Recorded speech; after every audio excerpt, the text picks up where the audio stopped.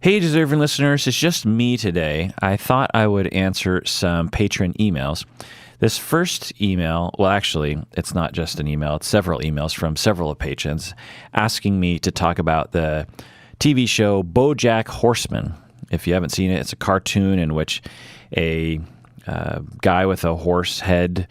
It takes place in Hollywood, and there's all these different characters. Some of them are human, and some of them are like human-animal hybrids. And the lead character, Bojack Horseman, is a depressed kind of washed-up actor and has different people around him. And I don't know. I like it. It's a funny show. It's got a lot of depth to it, I think, and that's why a lot of patrons have asked me to talk about it for many years, actually. And I keep, particularly whenever I do YouTube live events, people always ask, so have you done an episode on BoJack Horseman yet? And I think I've talked about it kind of in the past, but I haven't really done any sort of depth to it. So I thought I'd do so here today. There's a lot written about it online in relation to psychology in my field. A lot of authors writing that BoJack Horseman is an accurate depiction of mental illness, that it portrays intergenerational trauma well, that it has a lot to say about asexuality, very progressive in that way. And so that's why I'm guessing people have been asking me to talk about it. So before moving forward, I just want to say there's some small spoilers. And so if you're not up to date and you really want to be up to date, maybe skip ahead 15 minutes or so.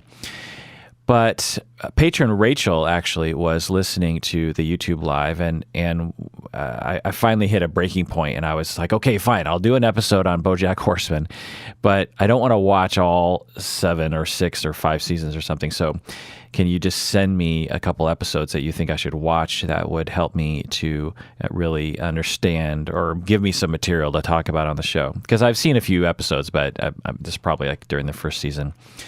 So patron Rachel wrote in and told me to watch a couple episodes. The first episode she asked me to watch was season 4, episode 6.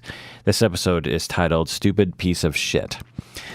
Essentially, this whole episode, Bojack, we hear his inner thoughts. We hear him shaming himself. This inner dialogue, where he's going through his day. And he's, first thing he wakes up in the morning, the first thing he thinks is, you're a piece of shit.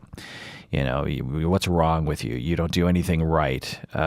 Everything you do is wrong. Everyone hates you, and they should hate you. And then he says, but, I know I'm a piece of shit, which makes me better than the other pieces of shit. And then he sits down to eat breakfast, and he's eating cookies, he's eating Oreos, and he's like, don't eat that you're eating Oreos for breakfast. So, this is all inner dialogue. He's like, what's wrong with you? Don't eat that other cookie. Don't eat that other cookie. But from the outside, we see that he doesn't look like he's suffering. It looks like he's just kind of a slacker going through his day. But on the inside, it's just this constant dialogue of self-hatred and judgment and just all these voices. And I would say that this is extremely accurate for not only just all of us suffer to some extent from this, but particularly people who have been through hard times. It's implied through the show, and maybe there are other episodes that, give more details on this, but that BoJack Horseman as a kid was emotionally abused and neglected by his mom, and I don't know about his father, but at least his mom. And that neglect and emotional abuse has created a very unhappy adult in BoJack Horseman. And one of the ways this manifests is through this, voice of self-shame. He'll be saying, everyone's looking at you, and then he leaves the office and he's like, I wonder if, what they're talking about me. Are they talking about me? And then he's like, okay, I'm just going to go to the bar. I'm going to get one drink. And then he's like, oh crap, I drink too much. And then he starts thinking about, will his life have any meaning at all? And, he'll die one day and no one will remember him. And then at the end of the day, he's like, you're a piece of shit. You're an idiot. What did you do with your day? You didn't do anything. And then his mom is loving this doll. It's like this baby surrogate of some kind, and he's like, are you jealous of a doll? You're gonna screw this up. And so and then he actually thinks about suicide, and he says, I don't deserve love. And of course, his mother never loved him. And so there's all these voices. Now, there's a lot of different ways to conceptualize why we have that kind of inner dialogue and why some people have it more than others. The way that I see it is through object relations and interpersonal psychodynamic theory, which holds that through our early relationships, we will internalize those relationships. We don't just internalize the other person, but we internalize the whole relationship. So, and when I'm teaching my students, I draw it all out, and it takes me hours to explain it all. But in a nutshell, when you say you're 5 years old and you're hanging out with your father, and your father gives you this vibe or even overtly says things to the effect that you're a piece of shit, or you're just worthless, or you're not competent, or you're not smart enough, or you're just not good enough. You're getting these messages somehow from your father, and you internalize the relationship. So you internalize the father, but you also internalize the self, a representation of the self, because we observe the self.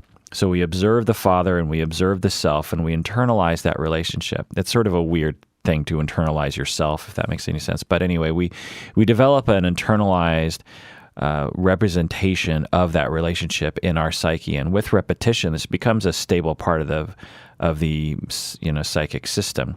And so, as we age, this internalized representation will manifest in a lot of different ways. And one of the ways it manifests is through self-talk and through these quote-unquote old tapes that get played out in our head. And so even though at the age of 35 or 40, however old Bojack Horseman is, his father is no longer around, the voice of his father is still in his mind. Telling him, I don't know if it was his father that was telling him he was a piece of shit. Someone made him feel that way.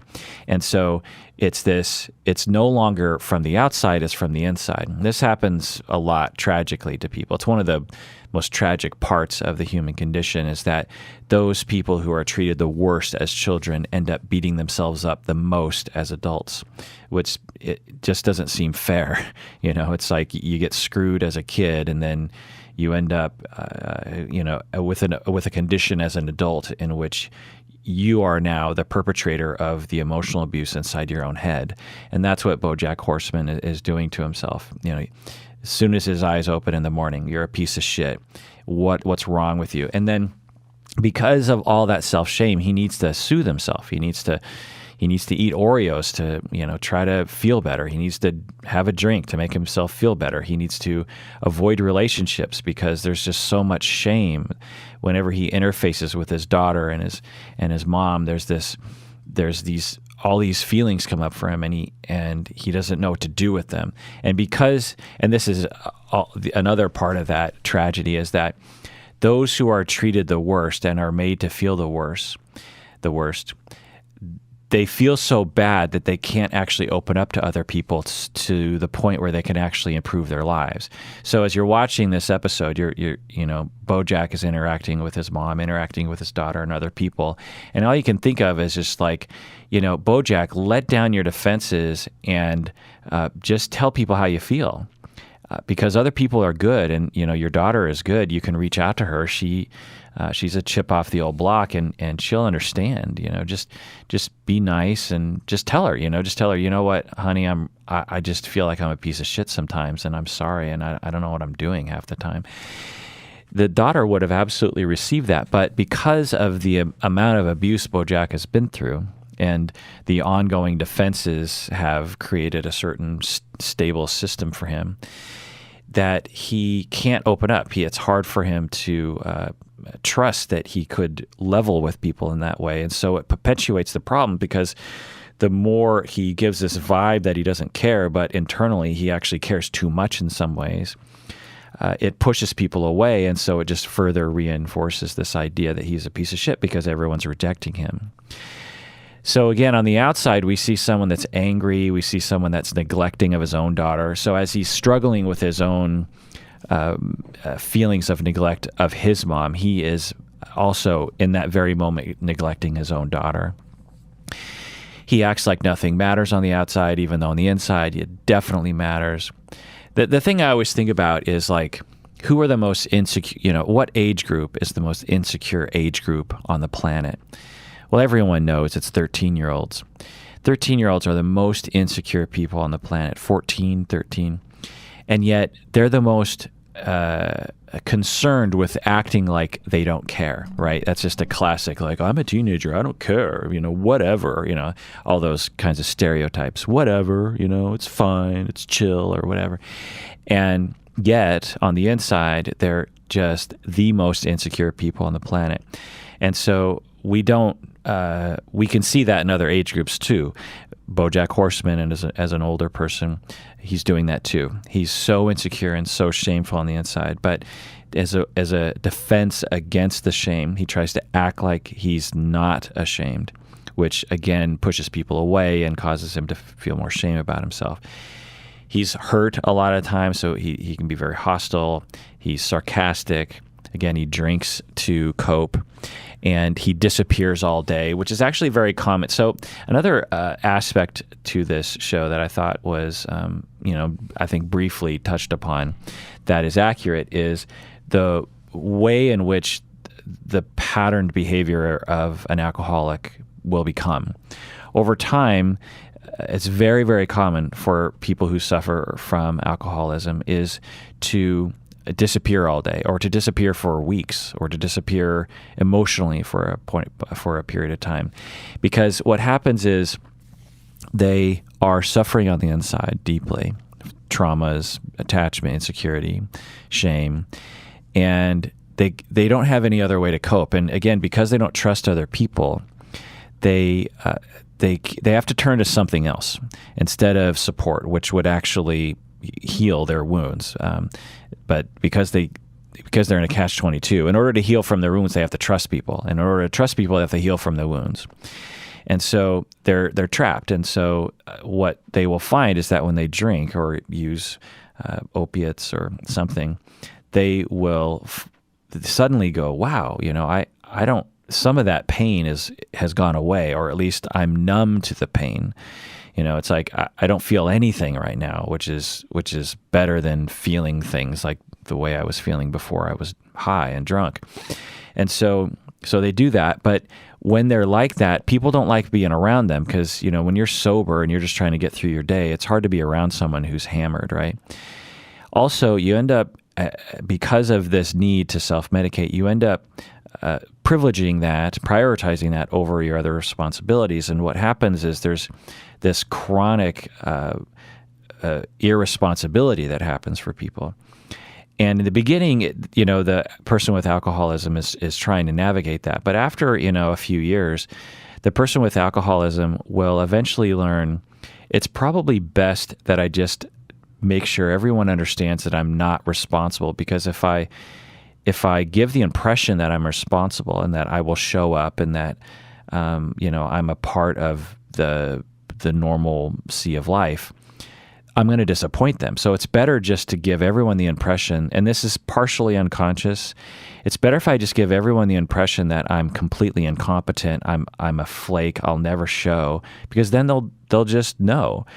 Now, on one side, they're trying to push everyone away, but on the other side, they're desperately wanting people to reach out to them. So it's this kind of loop that happens. And as an outsider, what you'll, if you've ever had a family, and I'm just guessing some of the listeners have had family members like this, or have even been like this.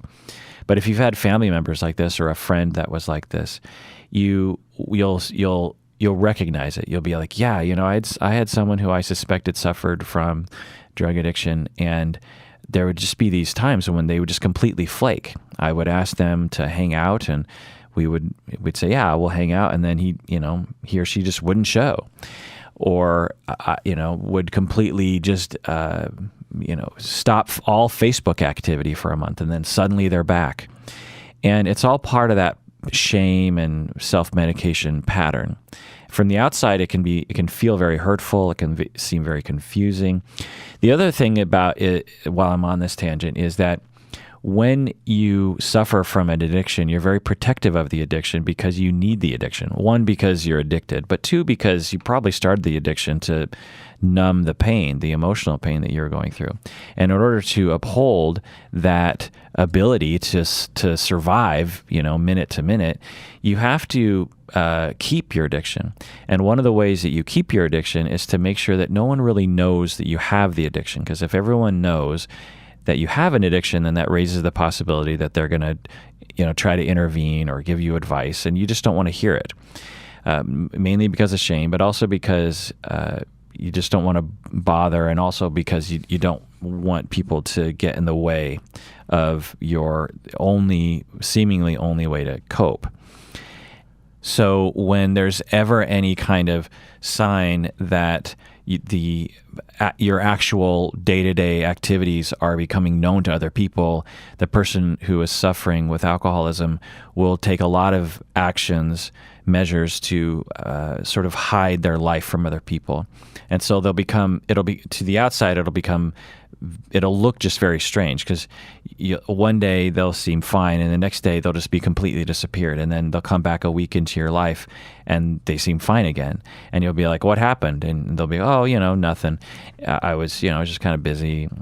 And they'll be very convincing, is the thing, because again, in order for them to uphold their seemingly only way to cope, they have to become very good liars. And this is, once they're find out, it's really hurtful.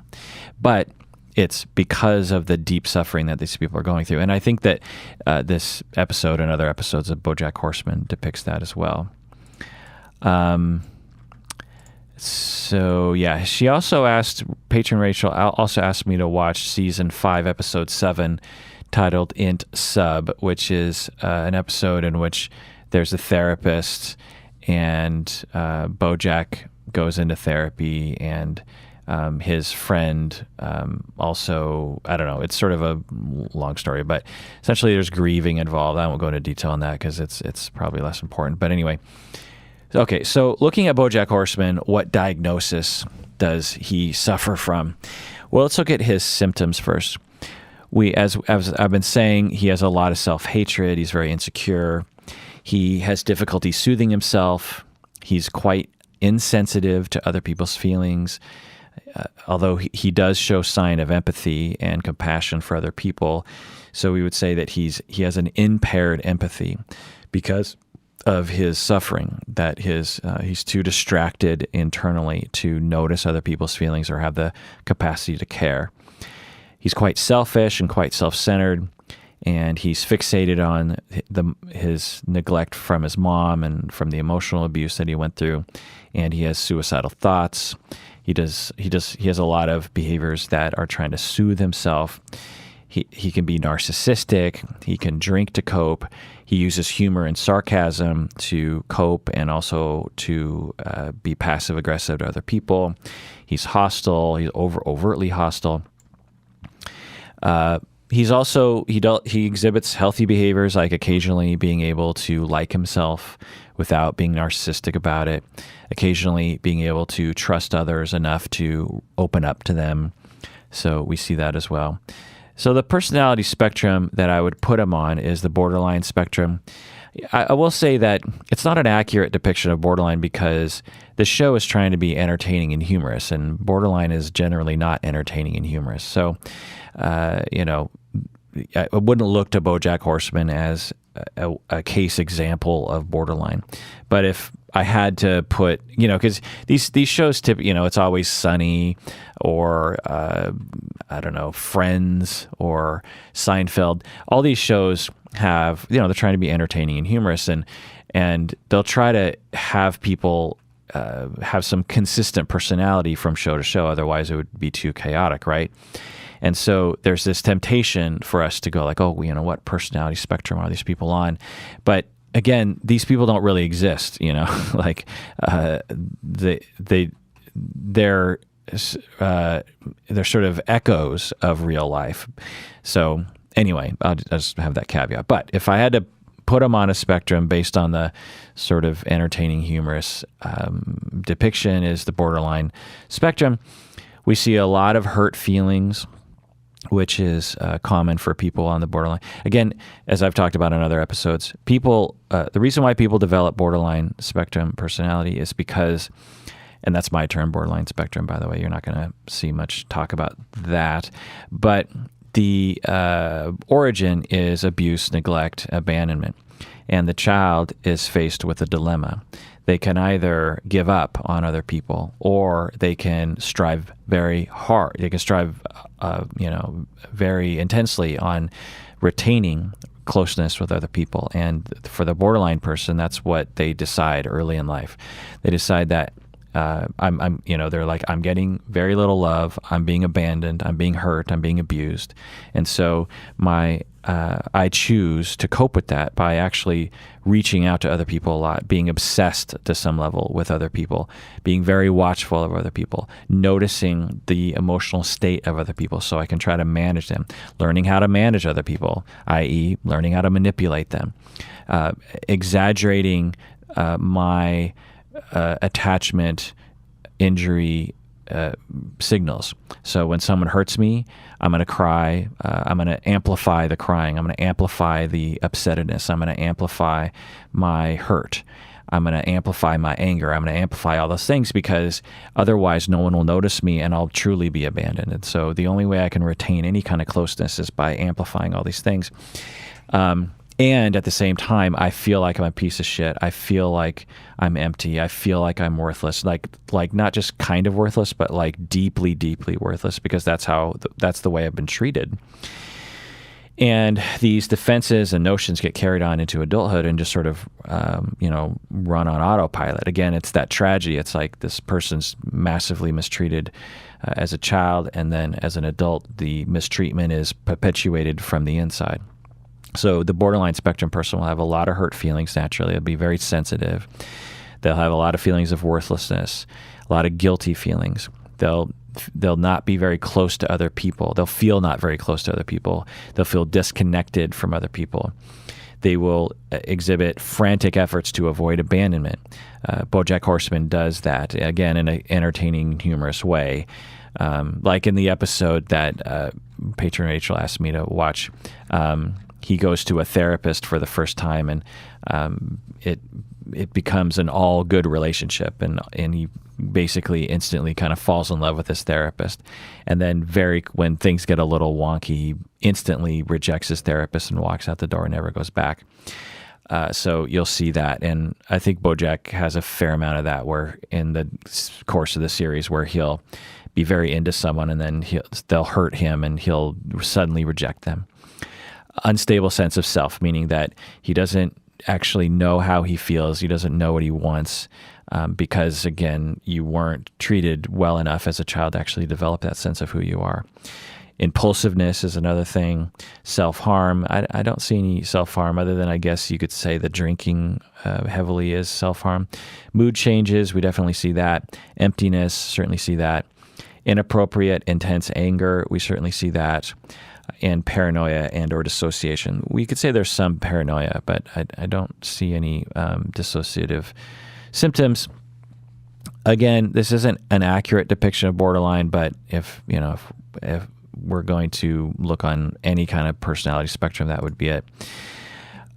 So that's what I would say. You could make an argument for narcissism. You could actually also make an argument for histrionic. That's why the cluster Bs kind of fit together as, borderline, histrionic, and narcissism. They're categorized together because there's so much overlap. But given his efforts to engage with other people and his sense of self worthlessness, to the narcissistic person, their inner dialogue wouldn't be so much self-hatred. People with narcissism absolutely do hate themselves in the same way, but they typically aren't as conscious of it. People with borderline are much more conscious of their self-hatred. So there's that. All right, so I hope that you people out there, you people are finally happy that I talked about Bojack Horseman.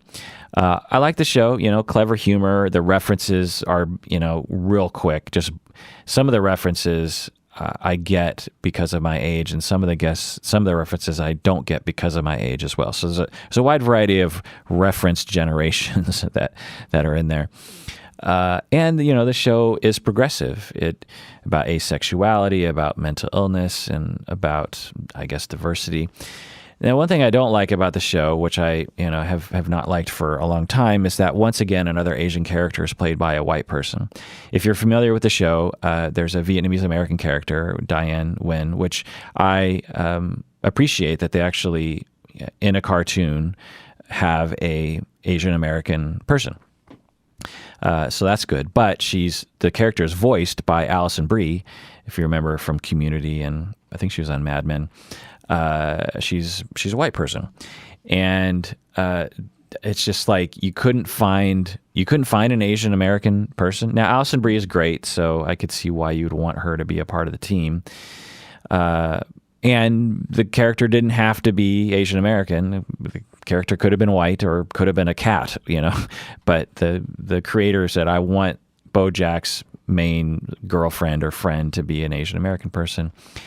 And the fact that she's Asian American isn't highlighted a lot. She's just another person in Hollywood, which if you live on the West Coast, and particularly in Hawaii, being Asian American is just like being an American. Like there's, like myself, I'm an Asian American. I don't walk around in a constant state of awareness of the fact that I'm Asian American. I'm an American person. Anyway, so they kind of have that vibe on the show, which is good. The creator actually has since regretted casting Alison Brie for that character, which I find to be very refreshing that a show creator would actually admit. And I could totally see that because 6-7 years ago, whenever they were developing the show and casting it, it wasn't as well known to white people, this trend of whitewashing things. The Russell Crowe movie in Hawaii, in which Emma Stone, if you know her, very white, a very white person playing a Asian American girl.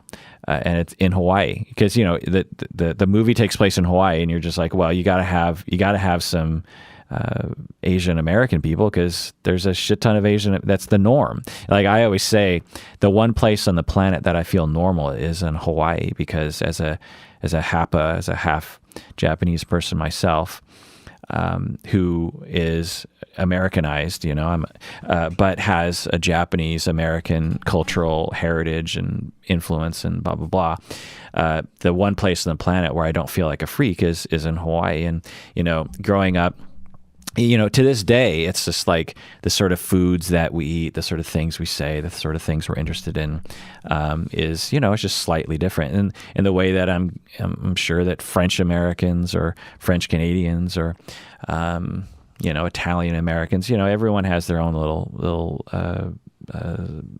cultural pocket that they live in. And mine is overwhelmingly represented in Hawaii and very little represented anywhere else. Anyway, so yeah, the creator said they regret that. And so it's not a blaringly terrible thing, but it's just, again, for people who might be like, oh my God, what, are you supposed to have quotas on shows? No, it's not that big of a deal. I mean, it's a tiny complaint. The other thing is it's just the repetitive nature of this sort of thing. It just happens over and over. If this happened just one or two times, Asian Americans, we wouldn't even notice it. But it just happens over and over and over again.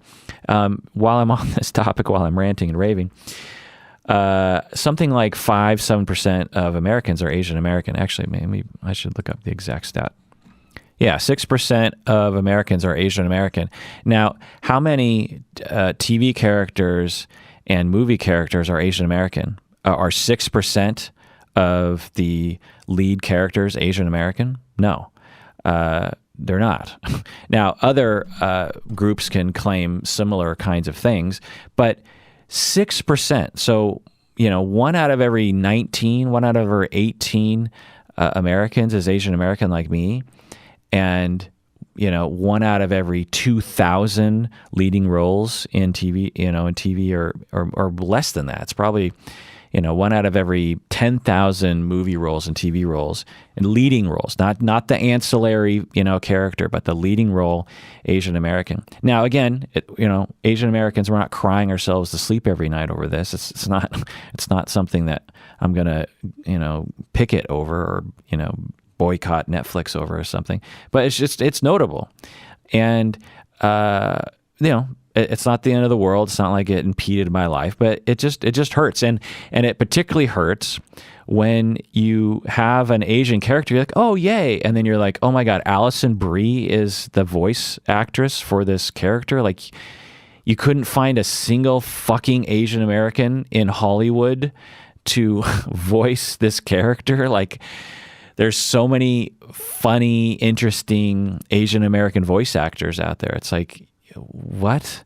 And even if you were to say, well, you wanted someone famous, you got Will Arnett and you got the guy from Breaking Bad, and you want a famous person. You want Alison Brie in there. Well, there are famous Asian American actresses, so you could have picked anybody. Anyway, again, I commend the show just for even having the cartoon character of a Vietnamese American, which is great. All right, let's go on to another email, but first let's take a break.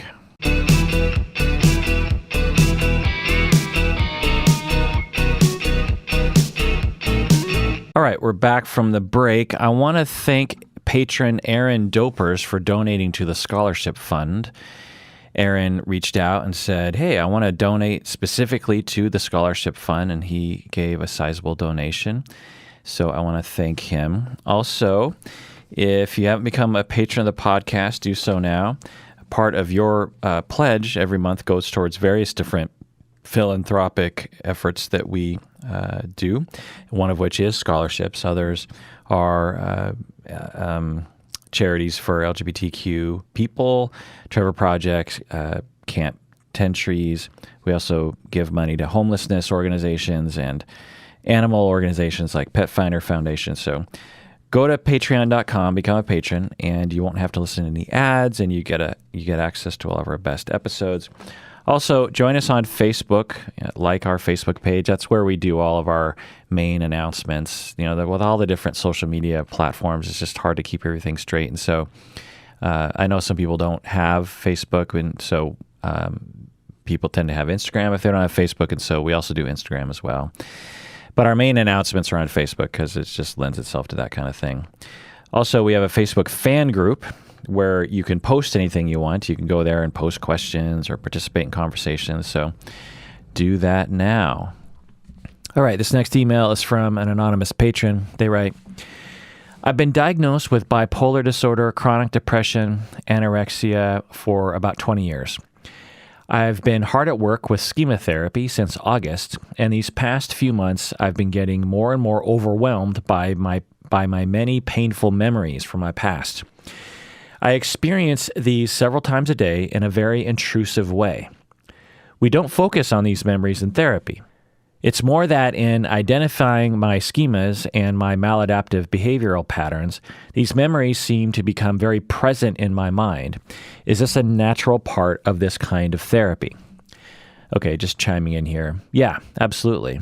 It's very normal to have intrusive, if you suffer from traumatic memories and have traumas in your past that have yet to be resolved or healed sufficiently so that they don't become intrusive and distressing, then it's natural that they would crop up really at any time because there's a lot of potential triggers. But it's a pretty obvious trigger that when you start talking about, let's say that you were sexually abused let's say you were physically abused and terrified as a child by your mother. Your mother was very aggressive and angry a lot. And in therapy, you talk about how you don't trust other people. And you don't talk directly about the fact that your mother was angry and would hit you and would terrify you. So you don't talk specifically about those traumas, but you do talk about the fact that you have a really hard time trusting other people, that you have a hard time when people are angry at you. Well, it's natural to imagine that the person might have triggered trauma through those conversations, right? Because it's such a such a closely related topic. The way your trauma manifests today and the actual traumas that you went through, those are very related topics. And so as you talk about your schemas, which have absolutely everything to do with the way you were raised, then it would make sense that your traumas would be triggered. And the way to do this properly in therapy is to make sure that the therapist and the client have a language of monitoring one's distress and managing one's distress. And I find myself just beating this drum with my supervisees and my students and other people that in order for, if there's any detection of PTSD of any kind, of any level with a client, even if it's not recognized or perceived or diagnosed yet or seen, if there's a possibility, then the therapist is responsible for making sure that they tread lightly so that they don't re-traumatize a client. I don't know what you're going through. It's, you're not giving a ton of details, so it's hard for me to know. I'd really have to assess you, in my clinical practice to really know, but there are signs that therapy is harming you. You are working on your schemas, which is probably a good thing on some level, but you say that several times a day, you are experiencing intrusive, painful memories. And from the way you're writing, it doesn't sound like you're talking about how to manage that with your therapist. Now, it depends on what you mean by intrusive. If it's mildly intrusive and mildly distressful, then yeah, that's going to happen. Even in good PTSD treatment, that's going to happen. But if you're talking about debilitating, highly distressful, intrusive, past memories popping into your mind throughout the day, and your therapist doesn't have an approach for how to manage that, how to help you manage it outside of session, and two, how to make sure the sessions aren't going too fast. This is a very common thing and why I'm always beating this drum. Okay, it's going on. Let's go on with your email. I also want to talk to you about something that happened when I was 13. At 13, I attempted suicide when I was home alone. A few hours after my mother noticed I'd taken some pills and drank alcohol, she called me a silly girl and slapped me across the face. And that was it. I just went to bed and went to school the next day. A friend noticed my behavior being very odd, notified a teacher who brought me to a hospital where I stayed for 3 days. During this time, a child psychiatrist came in to talk to me at the hospital. She asked why I did what I did, why I tried to kill myself, but I didn't want to speak about it. The psychiatrist ended up sitting at my bedside for the whole hour, not saying anything. When she left, she said, well, if you can't say it, try writing it down in a letter to me, which I did. I wrote about feeling very unsafe at home, describing sexually abusive behavior by my father. She never talked to me about this letter. I never saw her again. When I was allowed to go home, she apparently did talk to my parents.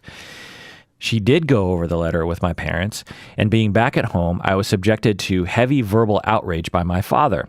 He said things like, "Don't you dare say such things about me ever again." My mother stayed silent, and that was it. Nothing was ever said about it again.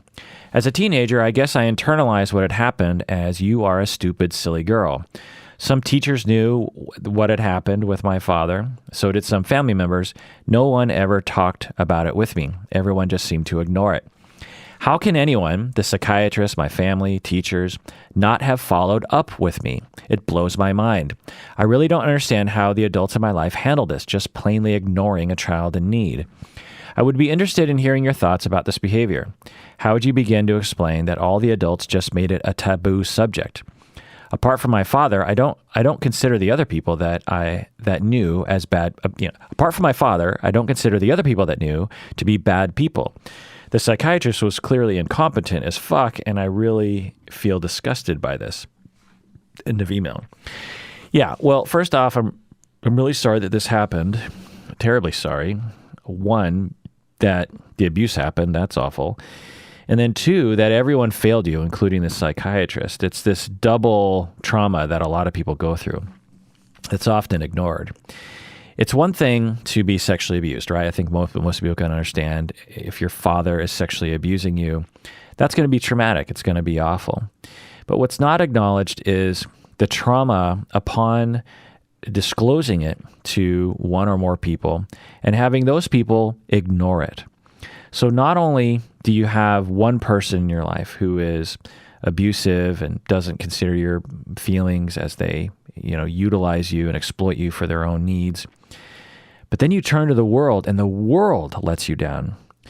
Again, it's one thing if there's one evil person in the world. It's another thing if the whole world is evil. You could imagine that would be equally, if not more, traumatic for some people.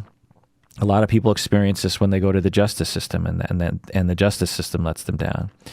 They were raped, and they go to a police officer, and they're made to feel like it was their fault, or they're just not responded to. Watch Unbelievable, the Netflix TV show, for more of that, or listen to our episodes about that. It's absolutely another abusive moment that has much broader implications of just like, well, not only are there some evil people, but everyone in the world doesn't even care. It's just like I live in this weird, bizarro world of which I feel like I care, but no one seems to care. So that's not going to do well for your working models of other people. And yes, the psychiatrist, according to your description, was clearly incompetent. We'd have to have her, side of the story to really know, of course. But from your description, you told her through your writing that you were being sexually abused by your father, and she did nothing. Not only did she do nothing to respond to that, but then she tells your father that you told her and then sends you home with her. So this is awful. It's not incredibly common for this to happen these days, but it does happen. And so your main question is, why would people do this? Particularly your mother. Why would your mother not respond? I guess why would the psychiatrist not respond? Why would teachers not respond? Well, there's a lot of possibilities. And they're so common that I can just rattle them off the top of my head. I mean, one thing is that people could have been terrified of him. Your mother could have been abused by him as well, and was worried that he was going to kill her or kill you if she, stood up for you. So part of it is just it's a survival mechanism. And then you think, well, but the psychiatrist wouldn't be that way. Well, they can be. So people like your father, you didn't give me a profile of him, so I don't know. Maybe he's a nice person who sexually abused you. He could also be a terrible sadistic person who abused you. And there are people there, when you're around, if you're I'll just say for me, I've been around families like this, and I can't say that I'm not intimidated by people like this. When I come at I'll just give a fictional situation. So let's say that I was the psychiatrist. So you tell me you're in a hospital, and you tell me that you were being sexually abused by the father. Well, I'm probably in contact with the father because you're 13, and the parents are probably coming into the hospital, or at least in phone contact. And then let's say I go to the father, and I interview the father, and he seems like a very intense person. He's already talking about how the hospital has made all these mistakes. He's talking about lawsuits. There's just various different ways in which a person can intimidate a mental health professional, and he might have been doing those things too. I don't know, of course. But anyway, that's one thing, is people can just be terrified of him, and they just think like, look, I have to survive my day.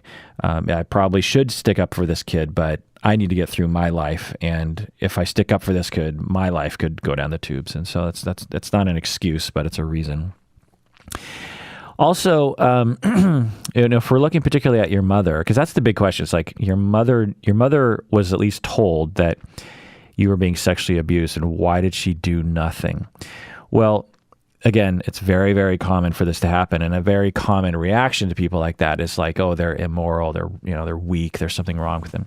The fact is that in my anecdotal experience, most people will go through at least a phase, if not their entire lives, in denial of this.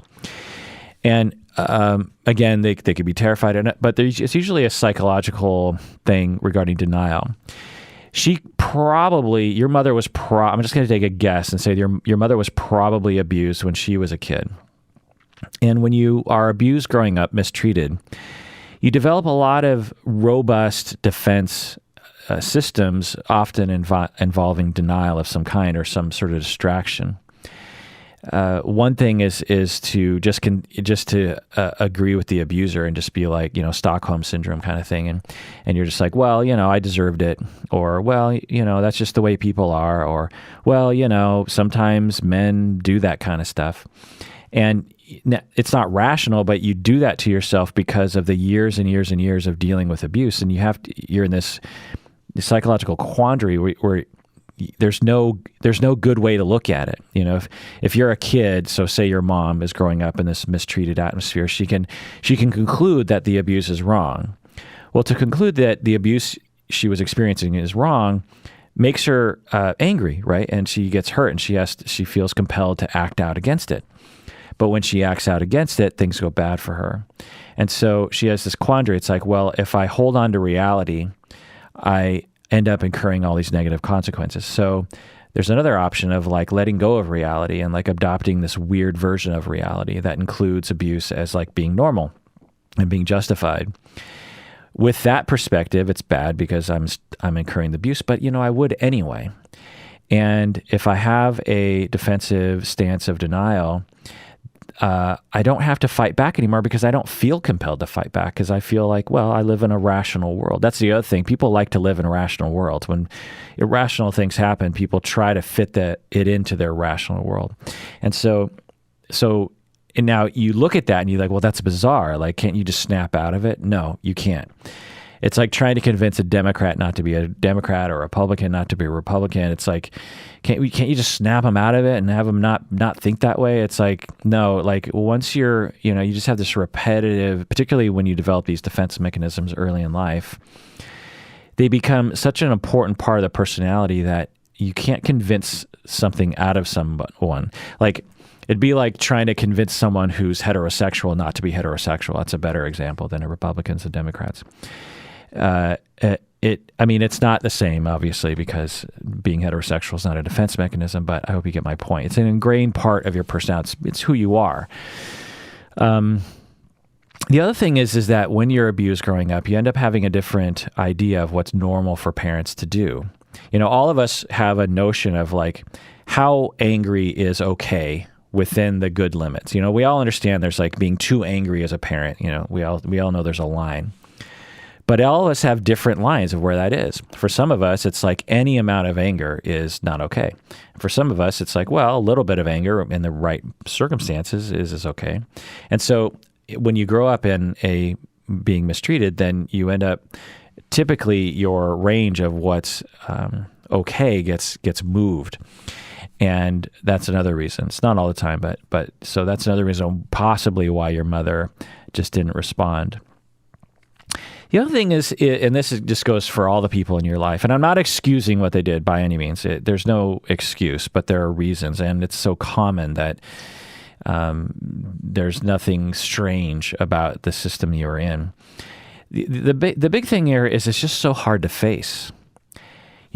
When you have a 13-year-old who, the other factor here that you're not talking about is that, as a preamble to what I'm about to get into, is that you didn't go into this, but I suspect that at the age of 13, you had some acting out behaviors. Now, maybe you didn't, but it's likely that you did. And you'd be justified because you're 13, one, and two, because you were being mistreated. It'd be normal to have a lot of acting out behaviors where you would be making threats, or you would be moody sometimes, or you'd be a little snotty sometimes. Again, it's normal because you're 13, but it would also be justified given the amount of crap you're going through. Well, when you have kids like that who have, say, above average acting out, when they make a claim like my dad was sexually abusing me, people tend to disbelieve that more often because of the acting out behavior. It's another one of those tragic catch-22s where because you're being abused, you're acting out more. And because you're acting out more, people won't believe you when you actually make the claim that you're being abused. And abusive people will often know this too. So it's possible that your father actually was trying to encourage you to act out more by doing subtle things, or maybe even just, non-subtle things, because he knew that the more crazy you seemed, the more likely people would not believe you when you actually came forward and asked for help and disclosed that you're being abused by him. So that's a factor. It's not an excuse. And as a clinician myself, I can look around that because I know that issue. But for your mom and teachers and everyone else, it's possible that they didn't know. I mean, at the very least, even let's say you didn't act out. Let's say you just had a lot of moodiness. Well, when you have a lot of moodiness, people tend to just have associations with someone not being very credible when they talk. It's just a cognitive bias that we have. So it's hard for people to face, given that ambiguity. So you have a teacher who is heading into that situation. They hear allegations like, well, her father is being sexually abusive. Well, as a teacher, one, you might be thinking, now teachers are mandated reporters in the United States anyway, Washington State anyway, but they're not trained very well. Often they get no training, and if they do get training, it's pretty small, pretty light. And so you're a teacher and you're thinking, well, I'm sure someone's addressing this, right? I mean, it's not my job. I'm just the teacher. I'm sure if I'm hearing about it, certainly the mother has heard about it, and if she's in therapy, it's not my job. So a lot of people kind of think, well, it's not really, and the reason why they do that is often, not all the time, of course, but the reason why they do that is because to deal with it incurs a lot of consequences to them and to other people. They don't really know. So imagine you're the teacher, you hear about it, so you have this inkling of, I should make that report. Well, one, the teacher might be thinking, is that okay that I make the report, or is that bad? Two, they might be thinking, does the kid want me to make the report? Because I don't know if I should. Maybe the kid doesn't want me to say anything because the kid is too ashamed. And again, because we have a society that shames the victim in this situation, this bizarre, backwards world that shames victims of sexual abuse, the teacher might have some valid concerns about the child's shame around this. Three, the teacher might be thinking, am I going to lose my job? Am I going to get sued because I outed this father in a way that was, too soon? Like the kid's lying about this, and the list goes on and on. There's also a lack of support from society and from the legal system. There should be a very clean, easy way of making these kinds of reports without there being a massive set of consequences. Now, we do have that, Child Protective Services. There's a lot of usually government agencies that will facilitate that. But those government agencies can't account for the social shame around this sort of thing and for the blaming of the victim, but also blaming of the person who came forward. So there's just a lot of different reasons. Again, they're not excuses, but they're reasons that are so prevalent. In fact, I would venture to say the vast majority of people do not do anything. It's getting better, but it's a big problem. Anyone out there who's been sexually abused, or I guess particularly sexually abused as a kid, will be able to tell you that, that was like 98% of the people that I talk to will tell me that. They'll be like, yeah, at the age of 8, I told my sister, or I told my mom, or I told my dad, or I told my teacher, or I told my therapist, and guess what? Nothing happened. And so I learned that, as you say it, you learned that you were just a silly little girl. Don't say you're a stupid, silly girl. The abuse is already telling you that you're a stupid little girl. Then you're being treated like you're a stupid, silly girl. And then you tell other people about it, and they do nothing about it. And then you're like, I must be a stupid, silly little girl. It's just this horrific thing. And I'm really so sorry that happened to you. And parents, teachers, clinicians out there, please, please, please, for the love of God, take the allegations seriously. It doesn't mean you have to immediately run to the cops, but take it seriously. Consult with someone. Consult with a professional. Consult with a therapist. Say, so hypothetically, there's a situation and I don't know what to do. What's going to happen if I make the report? Or because again, the report is just the beginning of the process. A lot of times the reports don't go anywhere. It's a matter of how we if you're the mother in this situation, what do you do, right? Okay, I report to CPS. Well, that does almost nothing to solve the problem. What the mother, the mother has to emerge from her own traumas in all likelihood, and two, she has to keep everyone safe. Which who's going to reassure her about that? She has to figure out if she is going to leave her husband. She has to figure out where she's going to live, what kind of job. There's just so many different things that a therapist could be there to really help someone, or an advocate could be there day to day and really help someone extract themselves.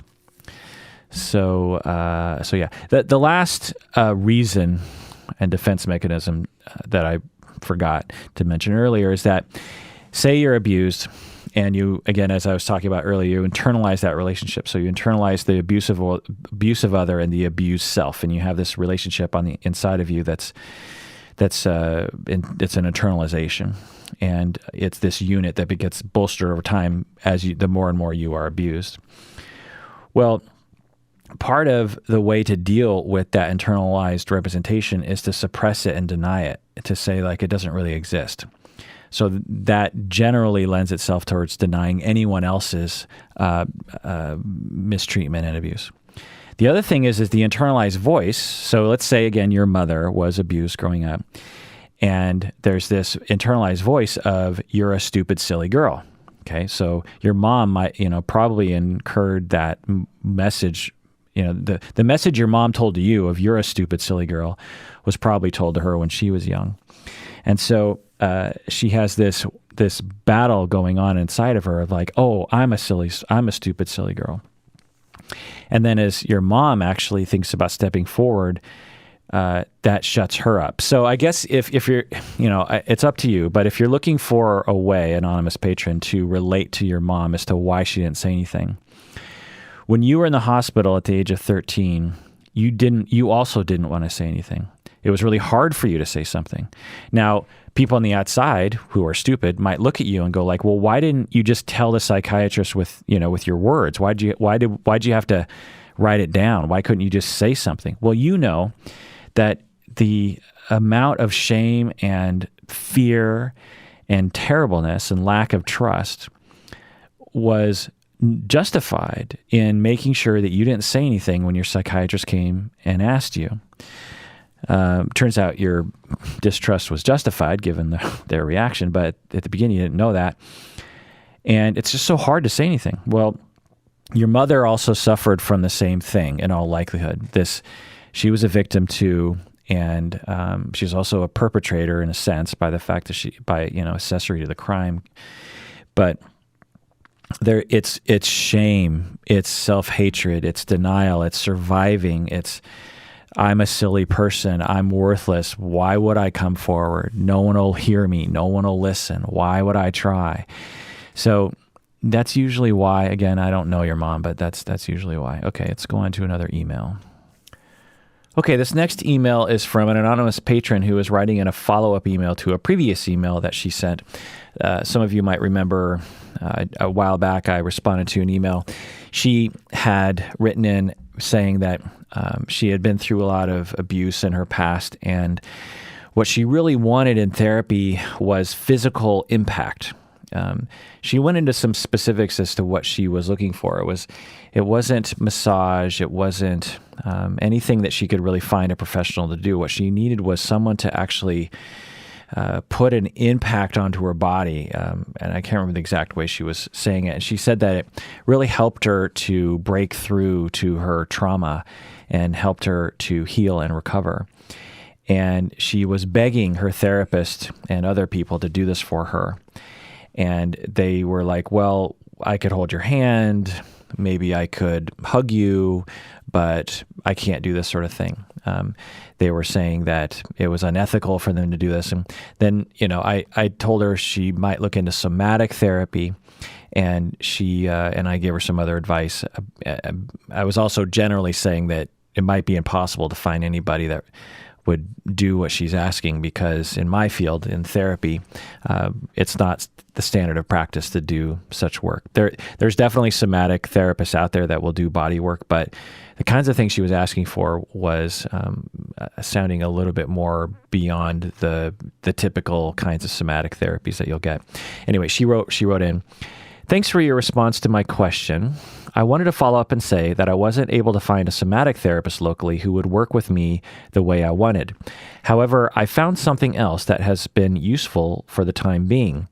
There are people who work with people around issues of sexuality and intimacy and call themselves sacred intimates.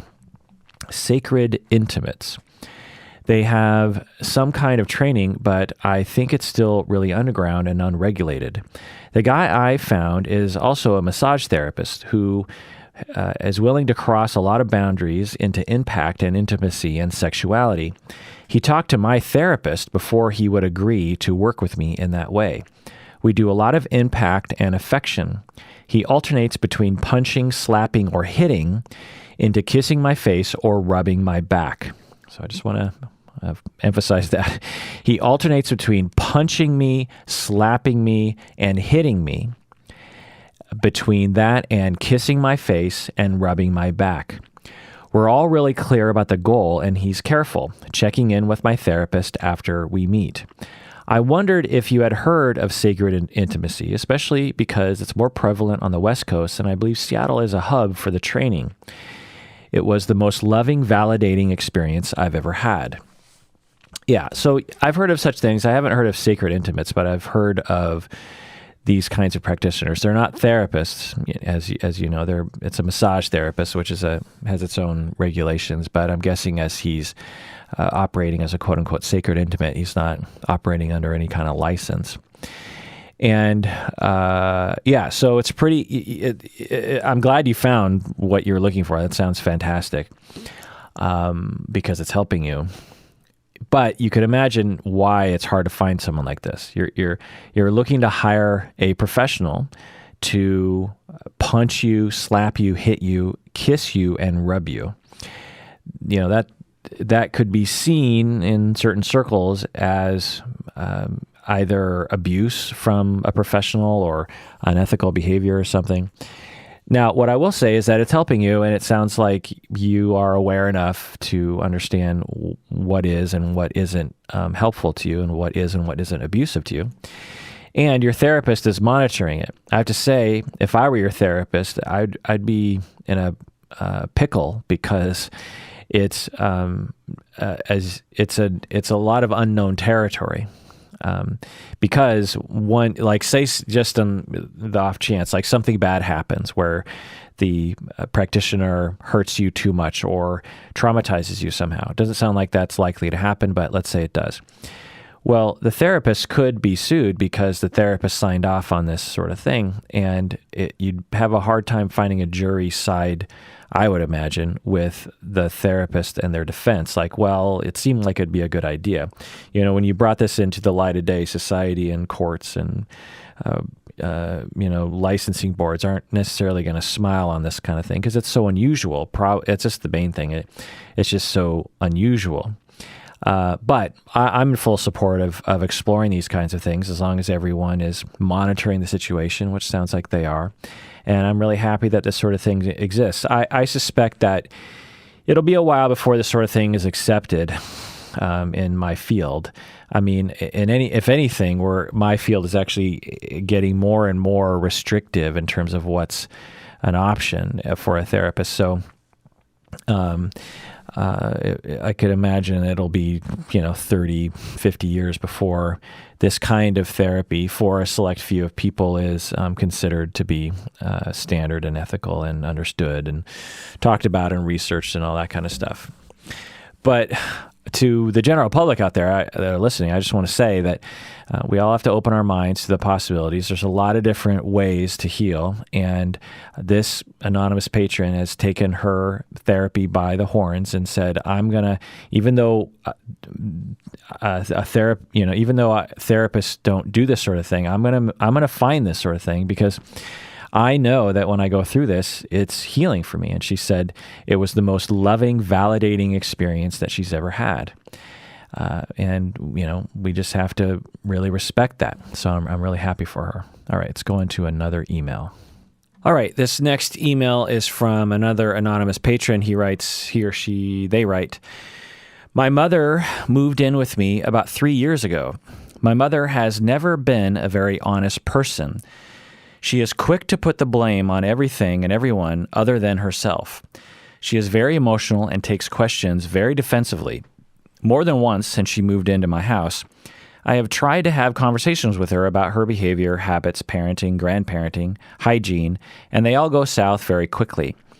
It definitely takes me back to my childhood and how much I avoid agitating my mom to keep her from having these emotional fits and how I spent a great deal of my time parenting her as a child. Once she moved in and was settled, my kids would visit her in her room and she rarely left her room. She would be playing video games or watching television. They would sit with her and ask her questions or want to play games with her. She would play with them, but always at a cost. For example, she would tell one kid, "Yes, you can play this. Yes, we can play this game, but first I need you to scoop my cat's litter box or take my lunch dishes to the sink." This method slowly chased each of my kids away who did not see the prize of playing games worth the cost of doing grandma's bidding. All but one kid, that is. My second oldest, who has always been a people pleaser, was very happy to do multiple things for grandma in exchange for getting to play games or watch a movie.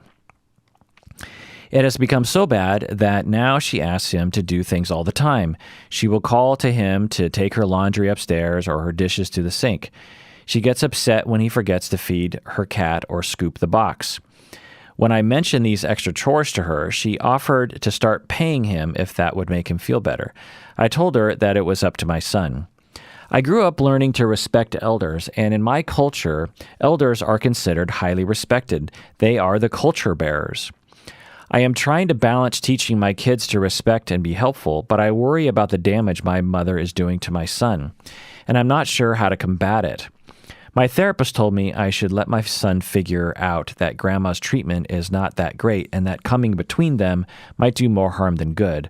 But I am also very concerned, and I don't think I can take that route any longer. How do I inoculate my kids against adults like this? How do you teach them to be kind and respectful, but to expect the same treatment in return? How do you teach kids about boundaries? End of email. Yeah, this is an interesting situation, interesting question. So the first thing I'll say, and I know people hate it when I say this, is that family therapy. This is why family therapists exist. This is why I train family therapists. This is why I am a family therapist. This is why there's a licensing board for family therapists, is because there's a need for family therapy, and you are in need of family therapy for you, for your son, for your grandma, and maybe others. Imagine what good could happen if you, your son, and your grandma were in therapy talking about this. It wouldn't be beat up on grandma time. It would be, let's talk about this. Family therapists are trained in how to manage conversations like that, how to understand them systemically, how to not take sides, how to understand triangulation, all that kind of thing.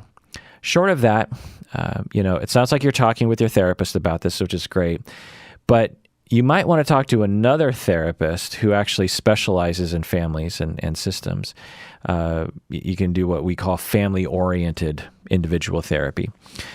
You could also take your son in, say your grandma won't go, but you and your son go into another to a different therapist who's a family therapist, and you talk about these issues. Because the reason why I say that is because there's too many things to consider. I mean, the easy answers that a lot of people have are the questions you're asking are indicative of the solutions you're looking for. How do you teach kids about boundaries? Well, that assumes that the solution to the problem is to teach your kids about boundaries. I don't know if that's the answer. Maybe it is, but there's just too many factors that I don't know of that could be present. I mean, we all understand that individual psychologies are complex. Well, when you have three people and a whole family together, it's infinitely complex. There's just too many things.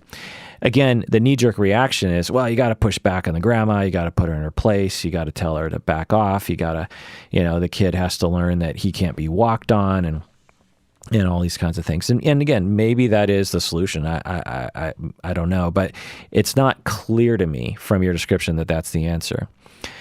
So family therapy or family-oriented therapy, or either you and grandma, you grandma kid, you and kid, or kid and grandma, or some kind of combination of that.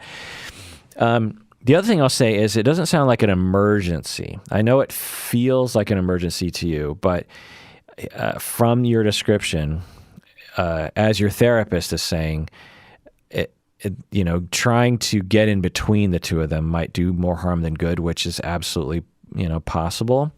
That doesn't mean do nothing. You're like, well, my therapist is saying don't get in between them. And my impression is that your therapist isn't going on to talk with you about other options, because there's other options besides just not doing anything. There's a lot of other ways to approach it. So again, a family systems therapist would be able to help you with that. It doesn't. But again, it doesn't sound like an emergency. There wouldn't be anything inherently wrong with, or it wouldn't be predictive that there would be a bad outcome if you quote unquote did nothing. He's probably getting something out of it. Maybe it looks to you like it's bad, right? You're like, my son is doing all these chores, emptying the litter box, blah, blah, blah. And, my mom's getting away with this bullshit and just walking all over him. And I feel like she deserves to be pushed back on.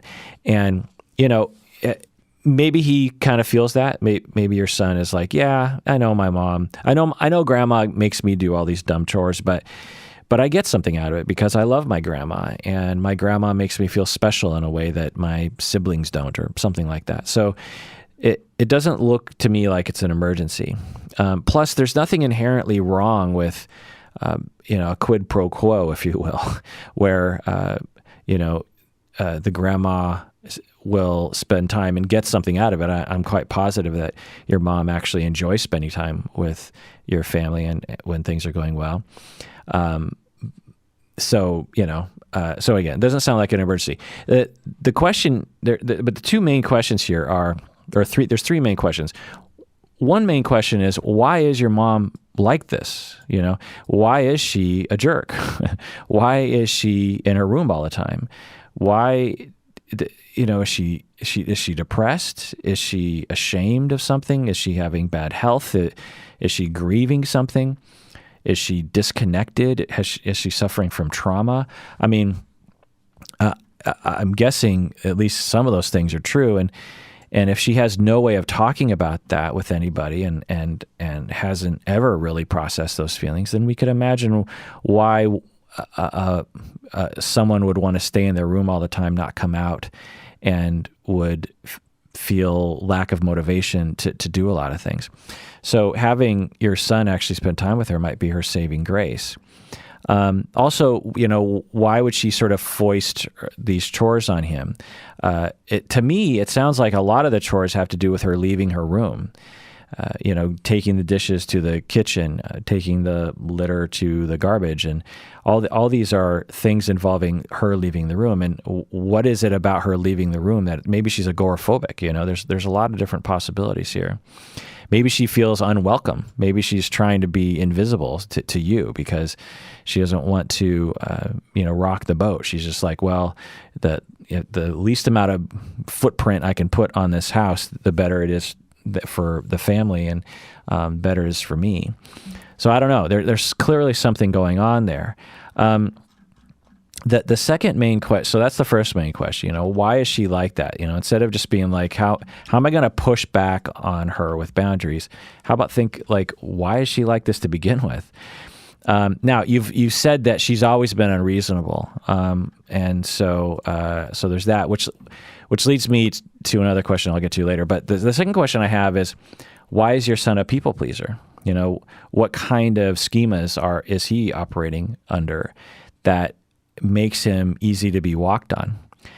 the solution isn't necessarily, and this is kind of part of your question, right? It's like the dilemma that you're in. But the thing I would really focus on, if you're truly concerned about your son being walked on, then I would really try to figure out how you can help him develop into a more balanced person overall with everybody. Because if you push back on grandma, say you go to grandma and you say, look, I'm putting my foot down. You can no longer tell my kids to do any chores for your house. That's a new house rule. And then you go to your son and you're like, you are not allowed to do chores for grandma. That's just off the table. So say you kind of put your foot down. It sounds like you don't want to do that, but let's just say you did.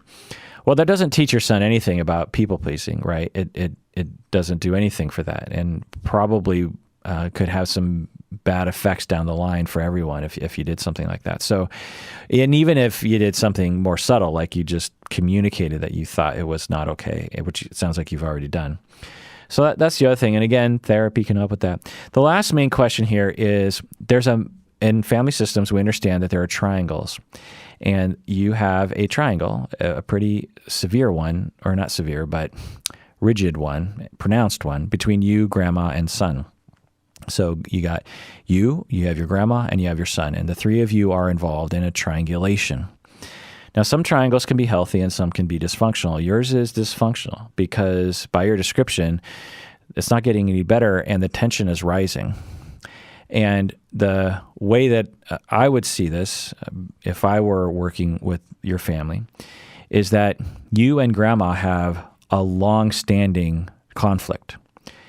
I don't know grandma's side of the story. I know your side of the story, that you think that your grandma is, she is, what was your description? Let's see, she's quick to blame everything on everyone. She blames other people. When you go to her and you say like, hey, there's some habits in the house that I don't like, those conversations go south pretty quickly. So you have a bone to pick with her that doesn't have anything to do with your son. I mean, it has something to do with your son, but the bone that you have to pick with your mom has probably dates back many, many years. Your mom has bones to pick with you. She is probably resentful of you and has tension around you and is not happy with you. And, there's a lot of unresolved conflict between the two of you.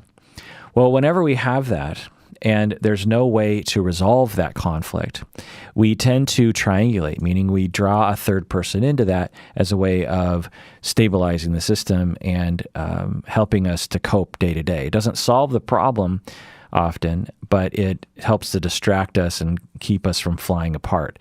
So it's a classic triangulation. So we have to acknowledge that in systems theory that we're not necessarily acting consciously and we're not necessarily acting under our own individual wishes when we're in a system. So you have this conflict. The two, you and your mom have you both have concluded that it's not possible to work it out, that for the two of you to just sit down and talk it out, that it won't go well. Now, from your perspective, you'll say, well, it's all her fault. But I'm guessing from her perspective, she'll say that it's at least partially your fault. Who's really to blame? What's the difference? It doesn't really matter. Family therapists don't care. It's like, well, how are we going to work this out? But that tension is there. And so you and your grandma have both pulled in your son into that conflict. And you are now trying to get back at your mom by having your son draw boundaries with her. And your mom is trying to get back at you by drawing him into her world and having him do things that she knows you don't like. And so both of you are using him in that way. Now, it's not conscious, and everyone does this. Every family does this. Every married couple, every grandma, and this happens all the time. There's nothing strange about what you're doing. So I'm not accusing you of anything that everyone doesn't do, but that's one way of looking at it. And it sounds definitely like that's at least part of the reason here. So some of the energy that you're feeling around, how am I going to get my son to draw boundaries with her? And this is bullshit. What grandma is doing to my son is bullshit. Well, some of the energy you're feeling around that is at least partially, if not mostly, if not entirely, due to the fact that What really we're talking about here is that you want to draw boundaries with your mom, and that you don't want to be a people pleaser to your mom, and that you want to tell your mom to back off and get a life or something. And for your mom, she is probably also, it's hard to know what her perspective is, but I guess in a way you could almost see it as grandma is trying to connect with you by connecting with your son, and or wants to control you by controlling your son, because her model of closeness involves some level of control. Again, this is all speculation. I have no idea. Like I said, in order for this truly to be resolved or addressed, you'd have to have a family therapist really look at this very closely and ask everyone for their perspective and know the exact sequence of events, which can be very illuminating. It's like, okay, so-and-so does this, so-and-so does that, so-and-so does that. How does each sequence work out? What's the circular causality here? So I don't know. I don't know if that answers your question, but let me know how things are going because I'm curious. All right, this next email is from patron Arnett from New York. She writes, my question is, what can therapists do to help extremely anxious clients in session? What can therapists do to help extremely anxious clients in session? What can I do as a client to regulate my anxiety? I have tried focusing on my breathing, but this is difficult to maintain for a full session. I'm a woman in my late 20s, and I have had about 6 therapists as an adult. As a child, due to my behavioral issues at school, I was barred from recess and forced to spend that time in the guidance counselor's office instead. I have some attachment issues, primarily because my mother sent me to live with her parents as a newborn. Of the 5 or so therapists, at least 2 terminated with me under unfortunate circumstances. One thought I was not progressing in my treatment for depression and ultimately terminated me because I was not willing to engage in treatment with a psychiatrist. Today, I am on meds and I am doing fine. Most recently, a therapist I was seeing long-term was abruptly let go from practice, so I have recently started over with someone new. It's been so difficult dealing with the fear of being terminated again. In the past, these terminations have really wreaked havoc on my functioning and my personal life. I really, really like my new therapist. I feel really seen in session with her. She is very gentle with me and helps me to slow down when I need to. In an early session, I dissociated while recounting some mild childhood trauma I wasn't really aware of. She recognized it, helped me get grounded, and we have been focusing on lighter topics, basic coping, and identifying additional coping skills instead. But as I begin to feel more attached to her, my fear of abandonment grows. What can therapists do to help, so going back to original questions, what can therapists do to help extremely anxious clients in session? What can I do as a client to regulate my anxiety? So end of email. As I always say, I get emails like this all the time. Listeners will recognize this question as something that I have responded to before. And since there are so many people suffering from this, I guess it's important that I occasionally check in with this one and repeat essentially what I've been saying this whole time is the question, as I said with a previous person, the question already is a problem. How do you regulate your anxiety? Well, the issue is you can't. I mean, there's things you can do for sure, and it sounds like you're talking with your therapist about that, how to regulate your emotions. Deep breathing is one thing, but that's one of 1,000 things that might work for you. For many people, deep breathing doesn't work at all. I mean, deep breathing isn't going to hurt for most people, but there's a lot of things you can do to quote unquote cope. But the issue, the questions that I usually get is like, well, how do I deal with this anxiety? The thing is you can't get rid of the anxiety. The anxiety is going to be there because something very important to you is at stake. If you had an animal like a pet, and or let's say, I don't know, someone you love or an animal you love had a lab test done, and you're anxiously awaiting the results. and you're really worried. You're like, well, if the results go one way, this person might die soon. If the results go the other way, then they'll live for a long time. You're going to be anxious, and there's no way to get around that. It's rational to be anxious. Well, it's rational for you to be anxious because you were abandoned as a child by your mother. Your mother just abandoned you, and you've been abandoned since. And so your fear of abandonment is rational, given the fact that you've been abandoned before. Now, you're taking the leap by going to this therapist and trusting that this therapist won't abandon you. But how do you know for sure? You've thought that before and you were wrong. So it's rational to be anxious, and there's a lot at stake. You know how important not being abandoned is to you. We all know how important attachments and having people love us and be loyal to us and dedicated to us. We all understand how important that is for us to function well. Tons of research show that without secure attachment, everything falls apart for us. Mental health, behavioral health, job, sleep, diet, work performance, everything. So the fact that you have anxiety is normal. And I know that's not very soothing because I'm basically saying you're doomed to have that anxiety, but you're in the perfect place to heal so that you won't be anxious over time. But that takes time. You're in therapy. Keep talking about it. Keep processing it. Sounds like you're in good hands. Stay in therapy. Keep bringing it up. Just tell your therapist, by the way, I'm so anxious. I'm writing into podcast, asking for help. That's how anxious I am. Make sure your therapist knows all the time. Not only can your therapist help you pragmatically with that, but also just telling your therapist you're anxious, having your therapist understand you and validate you will help you feel less anxious. Because the reason why you're anxious is not because you lack skills of dealing with anxiety. It's because you've lacked experiential secure attachment over time.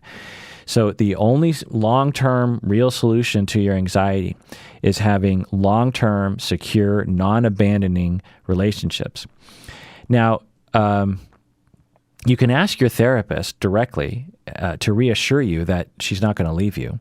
People ask, I specialize in borderline, for crying out loud, and other cluster Bs, histrionic, borderline narcissistic. And so when people come to me, it's a matter of time before there is a point where they will say, so I've been worried that you're going to abandon me. Or they'll push me away. They'll try to get me to terminate with them or something, something wonky will happen. And we'll enter a phase of treatment that always happens where I am being asked by the client, are you going to abandon me, or do you want to abandon me, or are you going to close up your practice someday or something, And so I will very directly tell my clients, no, I've been a therapist for a long time. I'm always going to be a therapist. I have a home office, and I'm self-employed, so I can't get fired. And even if I was at an office and could get fired, I would take you with me wherever I went. I'm not moving out of Seattle. I'm not going anywhere. And this is part of the thing that all of you trainees need to think about as well. Is it's not a major consideration, but it is something to think about in terms of like where you start your practice, because you want to make sure that you're not setting up a situation where you're going to haphazardly abandon all your clients. Now, sometimes that just has to happen and you just got to do what you got to do, but it's something to think about. I will say that it's a luxury of mine, born and raised in Seattle, always lived in Seattle, will always live in Seattle, that for me, I can always tell my clients that, I can just be like, look, I'll, one day I'll die and that'll take me away from you, but I'll never, I'll, in all likelihood, this therapeutic relationship, you will terminate with me long before I retire or something like that. So you can ask for reassurance. There's nothing wrong with that. And you'd probably want to get a good idea of that anyway, because maybe your therapist's like, well, actually, I'm getting married next year and I am moving away. And so you probably do. Now, that doesn't mean that you can't still have a secure relationship with that person, but it's something that should be talked about. So again, it's this long-term secure attachment. Now, best case scenario, you have a number of secure attachments in your life that you're internalizing and healing, and thus you won't have so much anxiety over time, but you have to experience that. So I know there are more of you experiencing that out there besides Arnett from New York. And I hope that you hear what I'm saying here. I know it sucks, but it's just the way that it's going to be.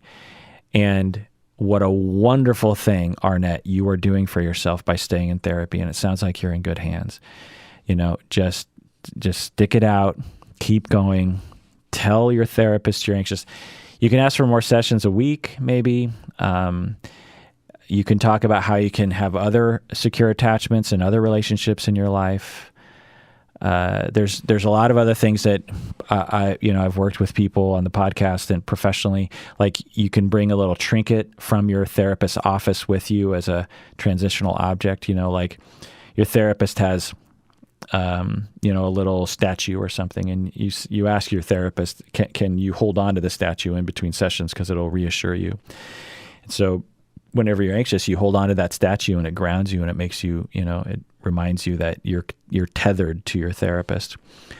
You can ask for a 5-minute phone check-in or something. Now, your therapist will have a different approach to that, depending on, what they want to do. But there's just a lot of things you can do to kind of spread out that security out over time. So, which is good because, that is additional reassurance to you that attachments can be trusted.